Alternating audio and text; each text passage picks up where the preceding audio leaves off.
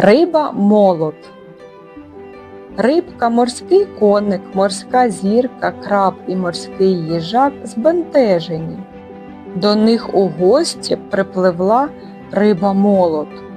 На носі в неї молоток. Куди її запросити? На кухню не можна, вона розіб'є тарілки і чашки. У вітальню не можна, вона розіб'є телевізор і акваріум. У дитячу не можна, вона розіб'є вікно або настільну лампу. Навіть у ванну кімнату не можна, там дзеркало.